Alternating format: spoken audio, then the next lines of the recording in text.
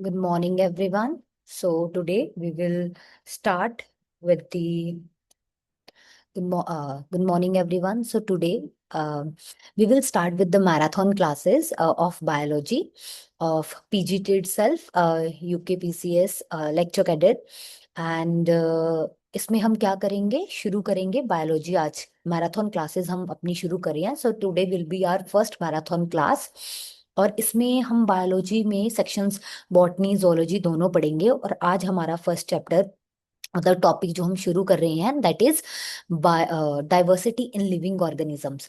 तो ये डाइवर्सिटी जो होती है बेटा लिविंग ऑर्गेनिजम्स में, तो हमें पता है डिफरेंट डिफरेंट तरह के ऑर्गेनिजम्स प्रेजेंट होते हैं हमारे जो कह रहे हैं हम हमारे इन्वायरमेंट में कह लीजिए या कुछ भी कह लीजिए। तो डिफरेंट डिफरेंट तरह के ऑर्गेनिजम्स जो हैं होते हैं प्रेजेंट, ठीक है। तो इनमें जो है हमने क्या पढ़नी है बेटा, इनमें हमने पढ़नी है डाइवर्सिटी। तो आपने ऑब्वियसली तो हम क्या करेंगे मैराथन क्लासेस कर रहे हैं जिसमें क्वेश्चंस करेंगे और क्वेश्चंस के साथ साथ उसके आंसर्स की एक्सप्लेनेशन या आंसर को समझने की कोशिश करेंगे और उससे आगे फॉरवर्ड होंगे ताकि मैक्सिमम से मैक्सिमम हम क्वेश्चंस को कवर कर सकें। डाइवर्सिटी में ऑर्गेनिजम्स की डाइवर्सिटी में अगर हम देखें तो सबसे पहले इसमें हम बैक्टीरिया भी पढ़ेंगे, बैक्टीरिया के क्वेश्चंस करेंगे, ठीक है।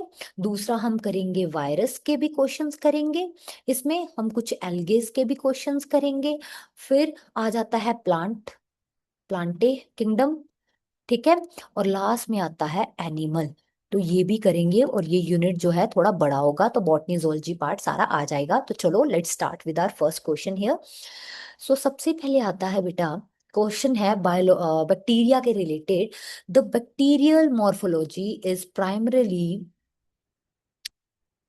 द बैक्टीरियल मॉर्फोलॉजी जो है बेटा ये प्राइमरली क्या है, just just wait a sec, या is primarily dictated by which of the following cell wall components. तो मतलब क्वेश्चन का मतलब ये है कि जो बैक्टीरिया बाहर से जो है उसकी सेल वॉल हमें बाहर प्रेजेंट होती है स्ट्रक्चर पे, तो मेनली मतलब उसके सेल वॉल में क्या होता है। तो हमें भी पता है कि बैक्टीरिया का जो सेल वॉल है वो मेनली पेप्टिडोग्लाइकन, पेप्टिडोग्लाइकन जो है हमें पता है पेप्टिडोग्लाइकन का बना होता है which is also known as murein. So option C will be the answer. मान लीजिए ये हमारा बैक्टीरियल कोई सेल है, तो उसमें ये मेम्ब्रेन हो गई और बाहर एक और लेयर होगी इसकी, जिसको हम क्या कहेंगे, ये हो गई हमारी सेल मेम्ब्रेन जो सब में होती है यूनिवर्सल होती है, लेकिन बाहर वाली जो हुई इसको हम क्या कहेंगे, सेल वॉल, इसको हम कहेंगे सेल वॉल।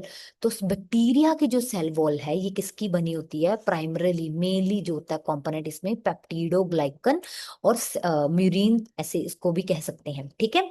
तो ये हमारा हो गया पहला क्वेश्चन, ठीक है। तो these are the questions which have been taken from the out from the previous year questions itself, so these are very important questions। अब नेक्स्ट क्वेश्चन आता है second question, bacterial cells grown in a medium exposed to high osmotic pressure change shape from rod shaped to dash shape.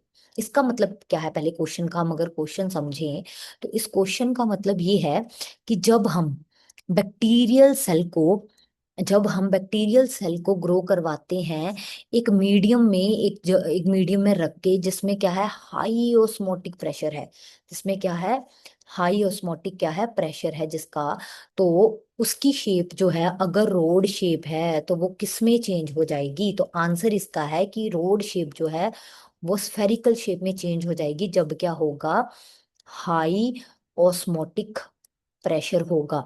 तो bacteria की जो rod shape है वो किस में चेंज, स्फेरिकल शेप में। क्यों, क्योंकि हाई ऑस्मोटिक प्रेशर होगा तो वो सेल को बचाएगा, बर्स्टिंग से बचाएगा। रोड शेप जो है वो बिल्कुल स्फेरिकल हो जाएगी because they lack the cell structure which imparts shape. Okay, अब आ गया आपको समझ मतलब। तो अभी हमने बैक्टीरिया के दो क्वेश्चंस जो हैं वो अटेंड किए हैं। अब हम आगे बढ़ते हैं नेक्स्ट क्वेश्चन की तरफ। तो नेक्स्ट क्वेश्चन जो है बेटा वो आ रहा है,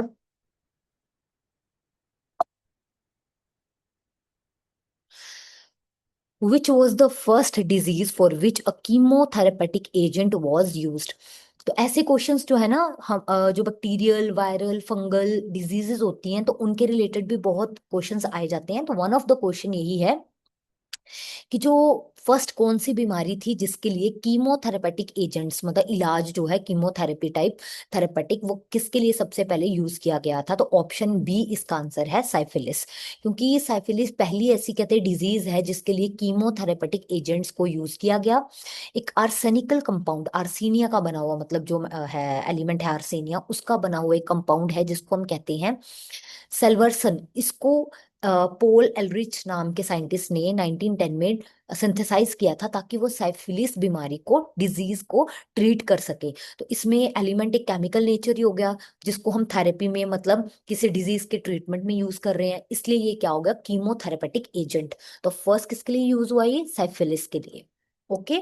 सो हमने क्या पढ़ा अभी कि साइफिलिस के लिए, ठीक है, हमने पढ़ा साइफिलिस के लिए जो है,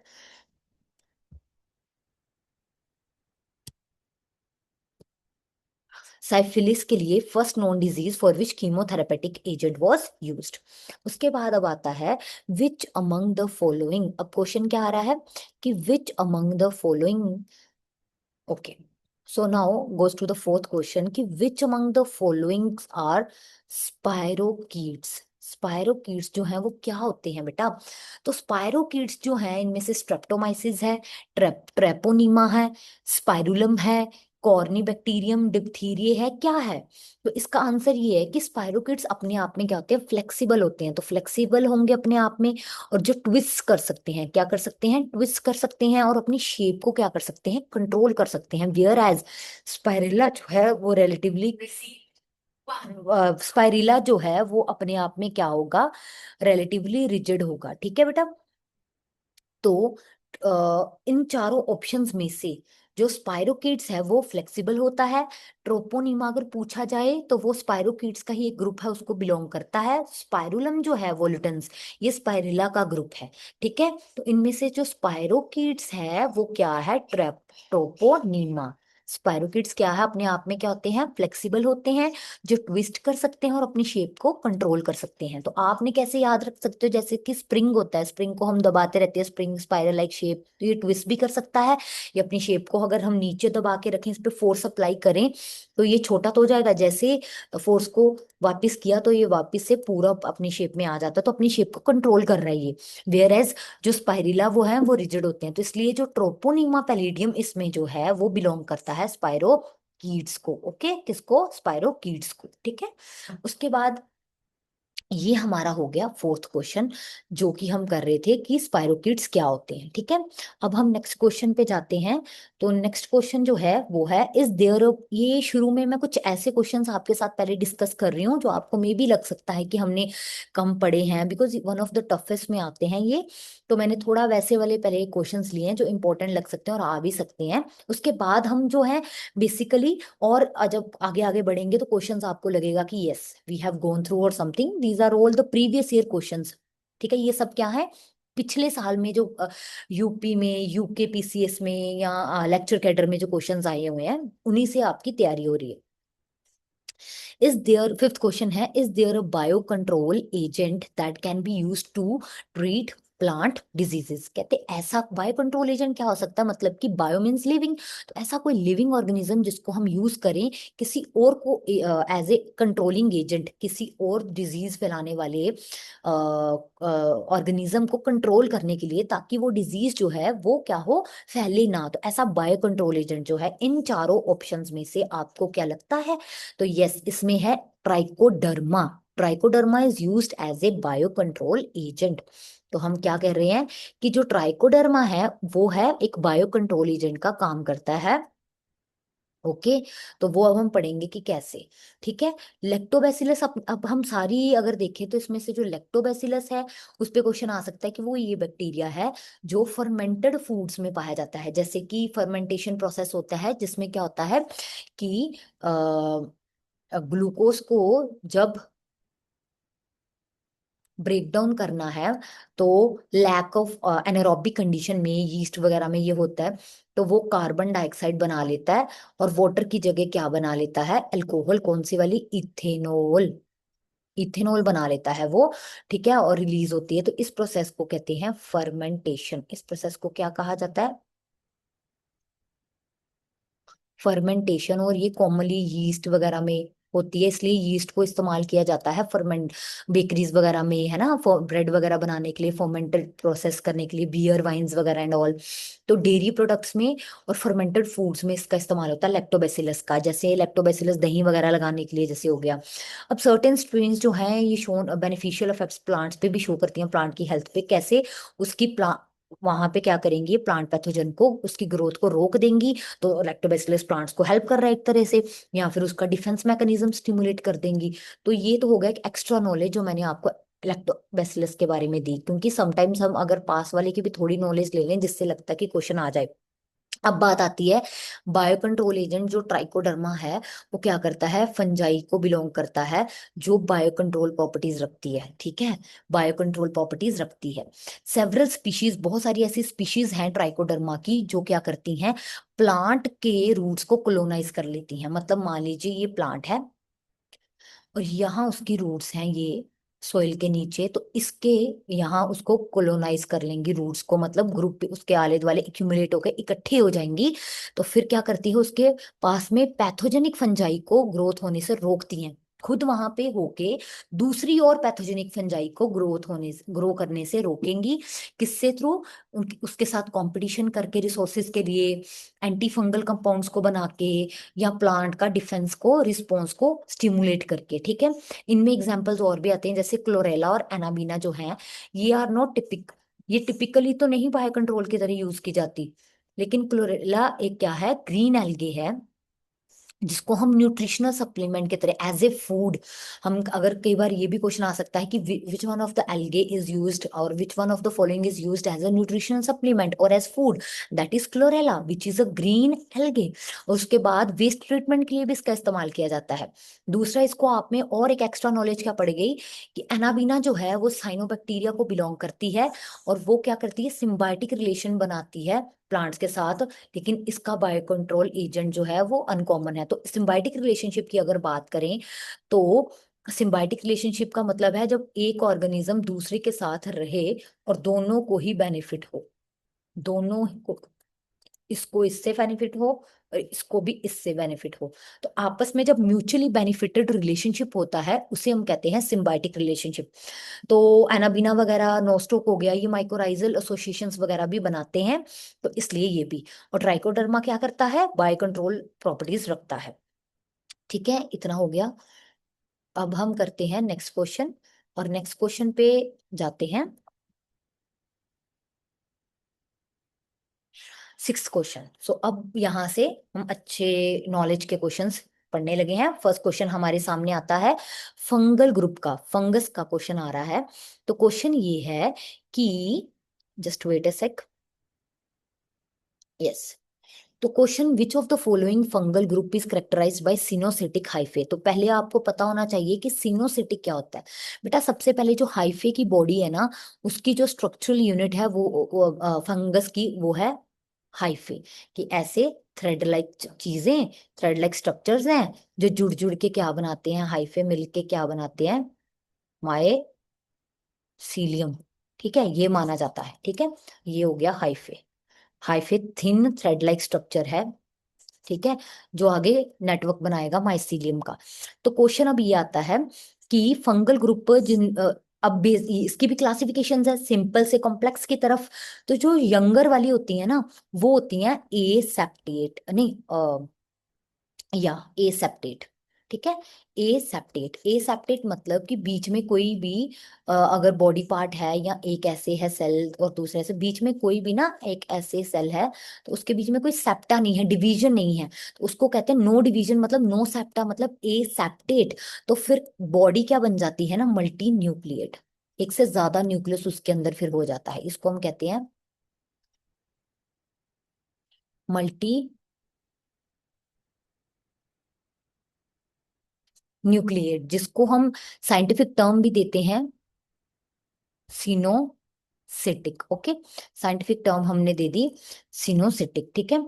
तो ऐसी जो होती है ना, अब तो ऐसी कौन सी कहते हैं, जो सिनोसिटिक है, सिनोसिटिक हाइफे है मतलब ए सेप्टेट है। सिनोसिटिक का मतलब क्या है, ए सेप्टेट है, ठीक है। तो इसमें जो एग्जाम्पल आती है ना, सिनोसिटिक में जो एग्जाम्पल आती है वो है सिनोसिटिक। सबसे ही जो पहले सिंपल वाली का होती है वो सिनोसिटिक होती है, और सबसे इनमें से जो सिंपल है वो है जाइगोमाइकोटा। समटाइम्स इसको फाइको में, फाइको के नाम से भी कहीं कहीं पे जाना जाता है। वैसे जाइगो, जाइगो के बाद एस्को, फिर बेसिडियो, और सबसे ड्यूटेरो जो है वो एंड में आती है, जिसको फंजाई इम्परफेक्टाई भी कहा जाता है। तो इसमें सबसे जो प्रिमिटिव है वो जाइगो है, जिसमें क्या आता है, सिनोसिटिक, और जिसको हम कह सकते हैं कि वो कौन सी होती है, ए सेप्टेट। सिनोसिटिक मतलब मल्टी न्यूक्लिएट, ए सेप्टेट मतलब नो सेप्टा, ठीक है। तो ये हमारा हो गया क्वेश्चन, जिसमें हमने क्या क्या समझा, जिसमें हमने समझा कि ए सेप्टेट क्या होता है, सिनोसिटिक क्या होता है, और फंजाई हाइफे होते हैं। फंजाई का बेसिक जो स्ट्रक्चर है वो है हाइफे, जो मिलके क्या बनाता है, माइसेलियम। अब आ गया seventh question. In fungi the dikaryotic stage, N+N stage is result of. अब मेरी बात सुनिए, हम कहेंगे सबसे पहले मैम कि डाइक्रियोटिक क्या होता है। बेटा डाइक्रियोटिक जो होता है, N+N उन्होंने बताया, मतलब मान लीजिए हमारे पास एक ये है सेल और एक ये सेल है, ये इसका न्यूक्लियस है हैप्लॉइड, इसका भी ये न्यूक्लियस है। सबसे पहले जब जुड़ते हैं तो उनका प्लाज्मा मेम्ब्रेन जुड़ती है, ठीक है, और एक ऐसा सेल बना देती है जिसकी दोनों जुड़ के, प्लाज्मा मेम्ब्रेन जुड़ के सिंगल सेल बन गया, लेकिन न्यूक्लियस अभी फ्यूज नहीं हुए। तो ये जो अभी क्या हुआ है, ये क्या हुआ है कि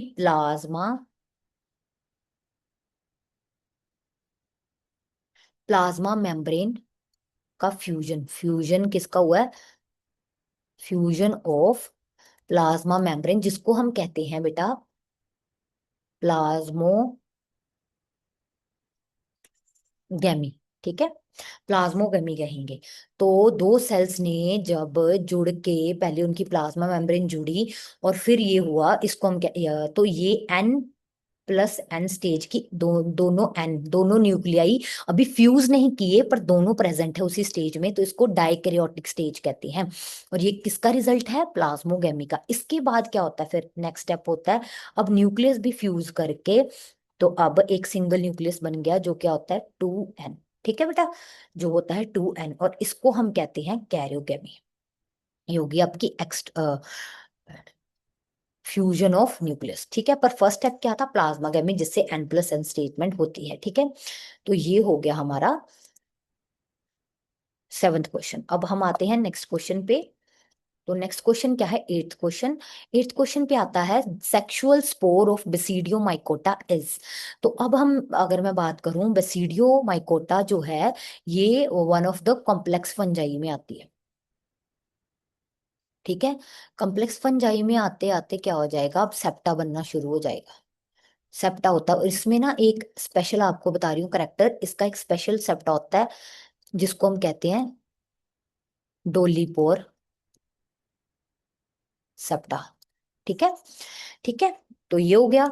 और ये जो डोलीपोर सेप्टा है ना, ये थोड़ा ऐसी, ऐसे लाइक, ऐसे अगर है, ऐसे टाइप समथिंग शेप होती है इसकी, ऐसे टाइप की। ये जो है ये डोलीपोर सेप्टा ऐसा कुछ होता बना हुआ, अभी प्रॉपर नहीं बन पा रहे। तो ये कह सकते हो कि क्लब शेप्ड लाइक समथिंग इसका होता है। तो बेसिडियो स्पोर्स में, अब हम बेसिडियो माइकोटा में अगर हम बात करें, तो एक होते हैं ए सेक्सुअल स्पोर्स और एक होते हैं सेक्सुअल स्पोर्स, जो ऑब्वियसली सेक्सुअल रिप्रोडक्शन में पार्ट लेंगे। तो सेक्सुअल जो स्पोर्स होते हैं इसमें, वो होते हैं बेसिडियो स्पोर्स। क्या होते हैं, बेसिडियो स्पोर्स। तो बेसिडियो स्पोर्स इसमें जो होते हैं ना, वो किस में बनते हैं, इसमें जो बेसिडियो स्पोर्स हैं वो एक बेसिडियम, एक ऐसे कप शेप्ड, या आप कह लो समथिंग क्लब शेप्ड या कप शेप्ड, ऐसे बेसिडिया होता है बना हुआ, ठीक है। और उसके उसके ऊपर बेसिडियम्स होते हैं, ठीक है, उसके ऊपर बेसिडियो 4 बनेगा। ऐसे हम कर दें अगर, तो फिर ऐसे, मतलब कि उसके ऊपर होंगे, तो और इसको कहा जाता है बेसिडियम। ओके। वो जो कप शेप्ड बॉडी है, कप शेप्ड फ्रूटिंग बॉडी कह लो, समथिंग जो भी है। ओके। तो इसमें जो लगे हुए हैं इसके स्पोर्स, ये क्या है, जो सेक्सुअल रिप्रोडक्शन में पार्टिसिपेट करते हैं, बेसिडियो स्पोर्स। ओके। ओके जी, ये हो गया हमारा ये क्वेश्चन भी। अब हो गया हमारा नेक्स्ट क्वेश्चन है, which of the following fungi is an obligate symbiont forming arbuscular mycorrhiza. ठीक है। अब कहते हैं इनमें से कौन सी ऐसी फंजाई है जो ऑब्लिगेट, ऑब्लिगेट एक वर्ड होता है, एक होता है फैकल्टेटिव, जिसके भी आगे ऑब्लिगेट वर्ड आ गया, ठीक है, उसका मतलब क्या होगा कि वो चीज जो है वो पक्का वही रोल निभाती है, उसको छोड़ के और कोई रोल में नहीं जाती। जैसे क्या होता है ना, युग्लिना अगर आपने पढ़ा हो ना, तो वो ऑब्लिगेट ऑर्गेनिज्म नहीं है, वो एनिमल और प्लांट के बीच का ऐसा है जैसे कनेक्टिंग लिंक है। जब उसको लाइट मिल जाती है वो फोटोसिंथेसिस करके खाना भी बना लेता है, जब उसको नहीं मिलती तो वो दूसरों का शिकार करके खा लेता है, दूसरों से ले लेता है। तो ये दोनों काम है ना, प्लांट्स और एनिमल्स जैसे कर रहा है, तो वो ऑब्लिगेट नहीं है। लेकिन जैसे मैं कहूँ प्लाज्मोडियम मलेरिया अपने आप में क्या ऑब्लिगेट पैरासाइट है, कि वो पैरासाइट का काम ही करेगा। ठीक है। दूसरों पे डिपेंड होकर खाता है तो दूसरों से ही खाएगा, तो मतलब वो डीठ इंसान जो बदलता नहीं है, जो सेम है। तो उसी तरह इनमें से कौन सी कहते हैं ऐसी फंजाई है जो ऑब्लिगेट नेचर की है, और कौन सा नेचर लेकिन सिम्बाइंट, सिम्बाइट रिलेशनशिप मतलब किसी के साथ जुड़ के रहती है, किसी के साथ ही रहती है जीवन भर, और दोनों को एक दूसरे से फायदा होता है। लेकिन ये क्या करती है, वही सिम्बायोटिक में वही आर्बेस्कुलर माइकोराइजा। माइकोराइजा एक ऐसी एसोसिएशन है बेटा, माइकोराइजा क्या है, एक ऐसी एसोसिएशन है जिसमें क्या होता है, माइकोराइजा क्या होता है, फंगस एसोसिएशन है, fungal association with roots of higher plants. तो जो हायर प्लांट्स होते हैं जैसे जिम्नोस्पर्म्स में, एंजियोस्पर्म्स में, उनकी रूट्स के साथ इसका एसोसिएशन जब होता है फंगस का, तो इस एसोसिएशन को फंगस प्लस हायर प्लांट्स की रूट्स, इसको हम कहते हैं माइकोराइजा। तो इनमें से कौन सी है जो क्या आर्बेस्कुलर बनाती है बेटा, ये एक टाइप है, तो वो कौन सा है, ग्लोमस।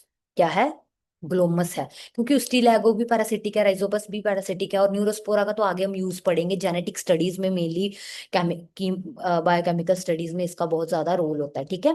तो ये क्वेश्चन भी हो गया हमारा कि ग्लोमस जो है ए ऑप्शन, वो आर्बेस्कुलर माइकोराइजा बनाती है। ओके। अब आ गया tenth, which of the fungi use for genetic studies. Very important question, ये सारे क्वेश्चन कहीं ना कहीं पीजीटी लेक्चर कैडर में आए हुए हैं या फिर पीसीएस के एग्जाम्स में आए हुए हैं, तो बहुत इंपॉर्टेंट क्वेश्चन हैं ये। तो बेटा इसमें आता है अब कि जेनेटिक स्टडीज के लिए, जेनेटिक स्टडीज जो हैं उसके लिए कौन सा फंगस है यूज किया जाता। तो उसके लिए जो फंगस यूज किया जाता है बेटा वो है Neurospora crassa, that is very very important. Okay. Genetic studies के लिए जो फंजाई का इस्तेमाल किया जाता है वो क्या है, न्यूरोस्पोरा क्रासा। ठीक है। इसका इस्तेमाल किया जाता है जेनेटिक स्टडीज करने के लिए, ठीक है, जिनमें जीन्स की स्टडीज हो गई, उसका सारा इस्तेमाल करके जीनोम स्टडीज, न्यूक्लियस की स्टडीज करना, ठीक है, हमारी जेनेटिक इंजीनियरिंग के लिए जो हेल्प करे। उसके बाद आ गया 11th question, and that is puccinia graminis causes. क्या बीमारी कोज करती है पक्सीनिया ग्रामिनीस, ये भी क्या है, पक्सीनिया अपने आप में क्या है, फंजाई है, और ये क्या करती है, एक बीमारी कोज करती है जिसको हम कहते हैं रस्ट ऑफ व्हीट। हमने कनक, कनक देखी है, कनक में कई बार ब्राउनिश ब्राउनिश ऐसे कुछ लगा होता है, खराब हो गई होती है कनक, उसको कहते हैं रस्ट ऑफ व्हीट, जो कौन कर कोज कर रहा है, पक्सीनिया ग्रामिनिस। ठीक है। That is an important question, क्योंकि इकोनॉमिक इंपॉर्टेंस अगर आपने देखा हो आपके सिलेबस में मेंशन किया गया है इकोनॉमिक इंपॉर्टेंस, तो इकोनॉमिक इंपॉर्टेंस में पॉजिटिव और नेगेटिव दोनों आते हैं, तो नेगेटिव्स में जो बीमारियां कोज करते हैं उनके बारे में काफी पूछा जाता है। अब आ गया, this is a very important question taken from the economic importance of fungi.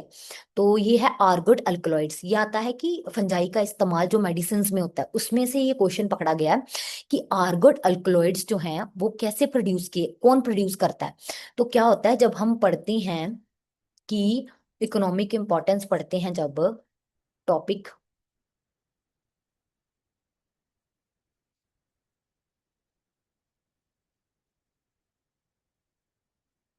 Okay बेटा। इकोनॉमिक इम्पोर्टेंस में जब हम मेडिकल ट्रीटमेंट के बारे में, मेडिसिन में या ऐसे कुछ, तो वहां पे क्लेविकेप्स परप्यूरे, ए ऑप्शन इसका आंसर है, क्लेविकेप्स परप्यूरेया। तो इसके स्क्लेरोशिया एक होता है रीजन, स्क्लेरोशिया में इसके बहुत सारे अल्कलॉइड्स पाए जाते हैं जिसको हम आर्गेट अल्कलॉइड्स कहते हैं। तो कौन प्रोड्यूस करता है, कौन प्रोड्यूस करता है, क्लेविकेप्स परप्यूरे इसका आंसर था। ठीक है, ये फंजाई का नाम है क्लेविकेप्स परप्यूरे। ओके, उसके बाद विच is a lower aquatic fungi with motile zoospores. तो अब अगर आपको आगे मैं कहूं, तो बेटा एक लोअर जो होती है, एक तो मैंने आपको बताया लोअर होगी तो वो ए सेप्टेट होगी, उसमें कोई सेप्टा नहीं होगा, तो वो सिनोसिटिक होगी, है ना, सिनोसिटिक होगी, ए सेप्टेट होगी। एक और उसका है फीचर कि जो लोअर वाले होते हैं ना, वो मोटाइल जू स्पोर्स होते हैं, उसके मोटाइल वाले जू स्पोर्स होंगे। तो इनमें से कौन सी है जिसके अंदर, और वो भी एक्वेटिक वो हो जिसके अंदर मोटाइल जू स्पोर्स हो, तो बेटा वो है काइट्रीडियो माइकोटा, यहाँ ओ आएगा, काइट्रीडियो माइकोटा। और वो जो उनको कहते हैं काइट्रीडिया, ये जो मोटाइल जूस्पोर्स है ना, इनमें लोअर एक्वेटिक फंजाई है जिसमें जो मोटाइल जूस्पोर्स है उसको काइट्रीडिया कहा जाता है, इसलिए इसको काइट्रीडियो माइकोटा नाम दे दिया गया। ठीक है, ऑल क्लियर। तो आगे बढ़ते हैं नेक्स्ट क्वेश्चन की तरफ। नेक्स्ट क्वेश्चन है, विच फंगस प्रोड्यूसेस सिट्रिक एसिड। ये फिर से इकोनॉमिक इंपॉर्टेंस ऑफ फंगस से लिया गया है कि कौन सी ऐसी फंगस है जो सिट्रिक एसिड प्रोड्यूस करती है। तो बेटा इसका आंसर है एस्परगिलस नाइगर, इसका आंसर है एस्परगिलस नाइगर। ठीक है, तो एस्परगिलस नाइगर जो है वो क्या प्रोड्यूस करती है, सिट्रिक एसिड। ठीक है, ये भी हो गया आपका, ये भी आपको आ गया। उसके बाद हम अगला क्वेश्चन करते हैं, ascospores are produced in a sac like structure, या। तो अब हम बात करते हैं एस्कोस्पोर की। तो बेटा एस्कस सैक लाइक स्ट्रक्चर जो होता है ना, एस्को एक ना फंजाई है, एस्कोमाइकोटा में आते हैं ये, एस्कोमाइकोटा क्लासिफिकेशन है। इसका मेन फीचर ही यही है कि एक सैक लाइक स्ट्रक्चर में स्पोर्स, ठीक है, पड़े होते हैं। तो ये जो है एस्कोस्पोर्स हैं, ठीक है। और ये जिस सैक लाइक स्ट्रक्चर में है, इसको हमने कह दिया एस्कस, एस्कस या एसाई। ठीक है, एक होगा तो एस्कस, ज्यादा है तो एसाई। और इसके अंदर जो है स्पोर्स हैं वो एस्कोस्पोर्स हैं। दूसरा बात है बेटा, अगर ये इनसाइड, इनसाइड प्रोड्यूस हो रही है ना, ये इनसाइड है, इनसाइड एस्कस है, तो इनका नेचर क्या है, एक टर्म आती है एंडोजीनसली, कि ये एंडोजीनस मतलब अंदर इनसाइड द सैक है ना, तो एंडोजीनसली प्रोड्यूस्ड हुए हैं। ठीक है, तो इसमें से जो सैक के अंदर है वो सैक लाइक स्ट्रक्चर जो है जिसमें एस्कोस्पोर्स प्रोड्यूस होते हैं उसको कहते हैं एस्कस, ऑप्शन बी।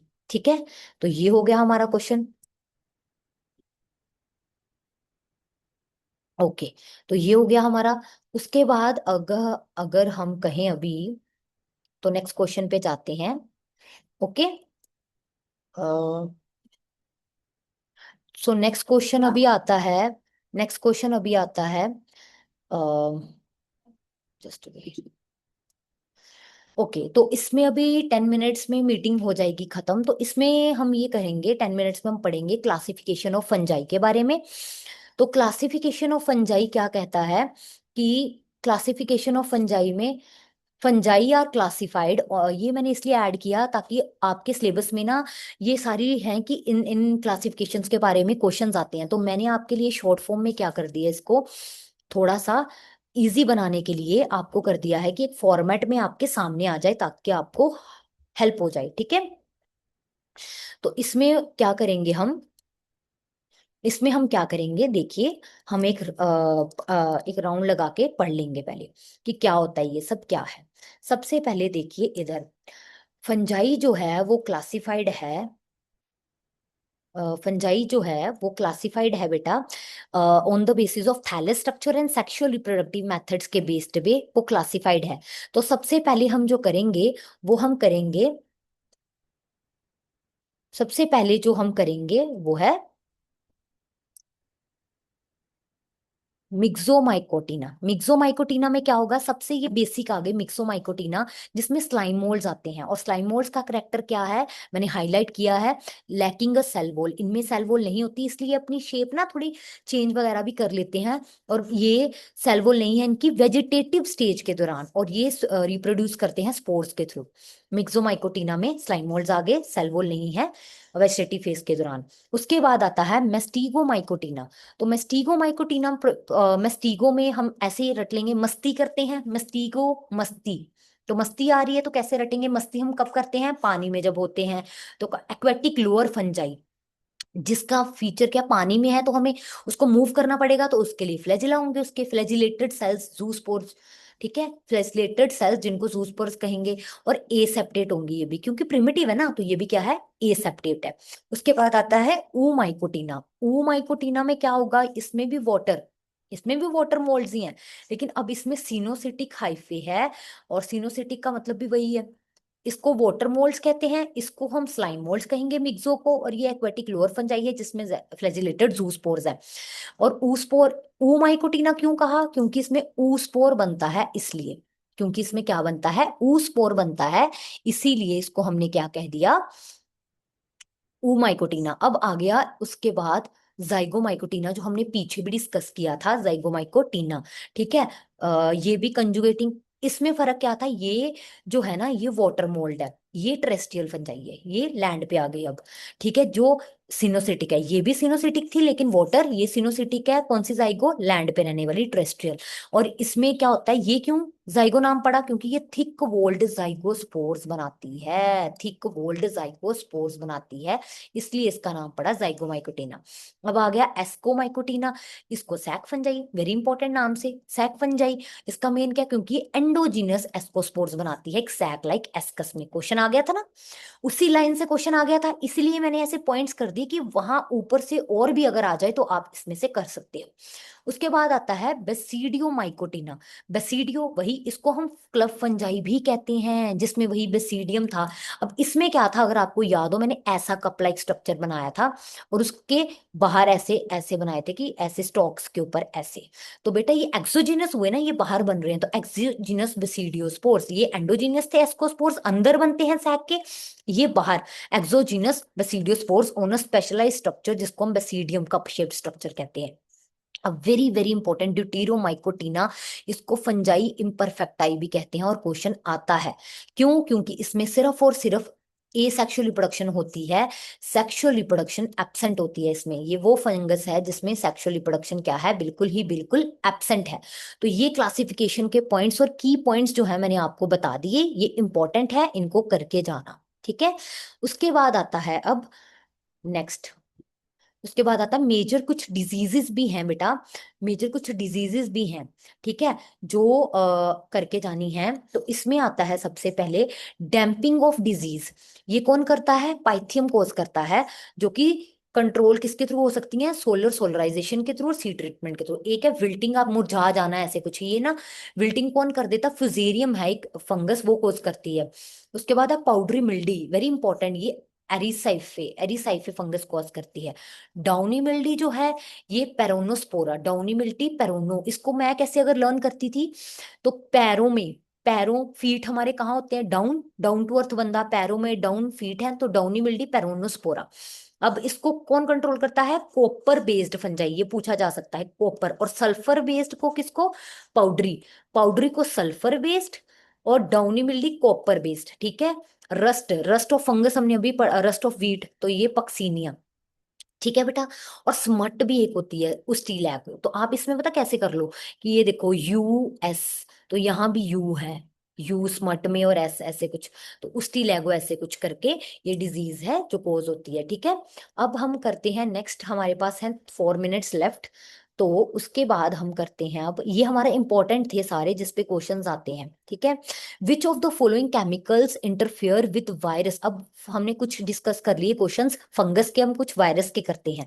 तो कहते हैं ऐसे कौन से हैं केमिकल्स जो इंटरफेयर करते हैं वायरस की मल्टीप्लिकेशन से, मतलब वो केमिकल्स जो क्या करेंगे, जब वायरस मल्टीप्लाई कर रहा हो, वायरस जब मल्टीप्लाई कर रहा हो तो उसके साथ इंटरफेयर करते हैं, तो इंटरफेयर करते हैं वो है क्लोर एम्फिनिकल। क्या है बेटा? क्लोर एम्फिनिकल जो है इंटरफेयर करता है वायरस की मल्टीप्लिकेशन। यूजली वैसे ये जो है ना क्लोर एम्फिनिकोल, ये बैक्टीरियल पैथोजेंस को भी, पैरासाइट्स को भी रोकता है, बैक्टीरिया को भी प्रिवेंशन करता है, लेकिन समटाइम्स ये वायरल मल्टीप्लिकेशन को भी रोक लेता है। ठीक है, तो ये क्वेश्चन भी हो गया हमारा। उसके बाद आता है कि नेक्स्ट क्वेश्चन करते हैं हम।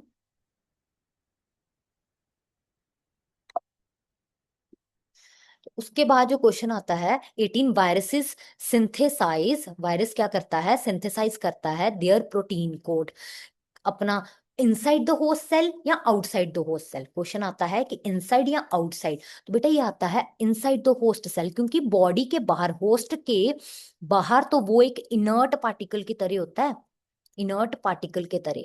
तो जब वो एंटर करता है, ठीक है, वो होस्ट सेल को एंटर करता है और उसके अंदर जाके अपना प्रोटीन कोड जो है ना बनाता है। ठीक है, ये भी हो गया आपका क्वेश्चन। ठीक है, अब याद रहेगा। उसके बाद आता है नेक्स्ट क्वेश्चन कि 19th question, viroids are below. क्या है बेटा? एक ना क्वेश्चन है, वायरस हो गया, वायरोइड्स हो गए, ये हो गए। तो ये जो वायरोइड्स है ना, ये वायरस से अलग होते हैं, और इनका ना only and only genetic material RNA होता है, लेकिन इनमें कोई भी प्रोटीन कोट नहीं होती। मतलब ओनली जो है इनमें क्या है, जेनेटिक मटेरियल है, वो क्या है, आरएनए है, लेकिन नो प्रोटीन कोट, इनमें कोई भी प्रोटीन कोट नहीं है। ठीक है, इनको हम कहते हैं वायरॉइड्स। ये क्वेश्चन आया गया है प्रीवियस ईयर क्वेश्चंस में, इंपॉर्टेंट है, तो कर लेना। ठीक है, उसके बाद आता है 20 क्वेश्चन, द वायरन। वायरन अपने आप में क्या है बेटा? वायरन एक वायरस ही है, कंप्लीट इन्फेक्टिंग जो वायरस होता है ना, कंप्लीटली, कंप्लीटली जो इन्फेक्टिव फॉर्म होती है ना वायरस की, उसको हम कहते हैं वायरोन। कंप्लीटली इन्फेक्टिव है ये। बस बात क्या है, ये एक्स्ट्रा सेलुलर, जब आउटसाइड द सेल होगा ना तो उसको हम कहेंगे वायरोन। और ये क्या होता है, जेनेटिक मटेरियल भी होता है, मतलब न्यूक्लिक एसिड भी, प्लस ये क्या होता है, कैप्सिड होती है प्रोटीन की बनी हुई, मतलब कोटिंग उसकी, प्रोटीन कोट। तो ये न्यूक्लियो कैप्सिड है पूरा का पूरा, मतलब न्यूक्लिक एसिड प्लस, वायरोड में अकेला क्या था, आरएनए, प्रोटीन नहीं था, लेकिन वायरन में है। ठीक है, इसको वायरन क्यों कहा गया? जब वायरस जो है एक्स्ट्रा सेलुलर है, सेल के बाहर प्रेजेंट है, तो उसको हम वायरन कहेंगे। तो इसके साथ ही हमारे जो है 40 मिनट्स की जो एक मैराथन के 20 क्वेश्चंस थे मोस्ट इंपॉर्टेंट, ये हो गए हैं। हमने इसमें ज्यादातर आज डिस्कस किया है फंगस को, और उसके आगे जो है हम वायरस के कुछ क्वेश्चंस को किया है, और आगे हम वायरस से ही होके बैक्टीरियल के कुछ और, फंगस के, और आगे प्लांट किंगडम वगैरह के भी डिस्कस करेंगे। तो आपने बच्चा क्या करना है, ज्यादा से ज्यादा क्वेश्चंस पे फोकस करना है, और रिपीट करते, अभी जो टाइम है उसमें आप करोगे क्या, ज्यादा से ज्यादा रिपीट करोगे, प्रैक्टिस करोगे, ताकि आपकी जो स्ट्रेंथ है वो बनी रहे, मेंटल स्ट्रेंथ। ठीक है बेटा, so thank you so much for the class today. Now we will meet in the next marathon class.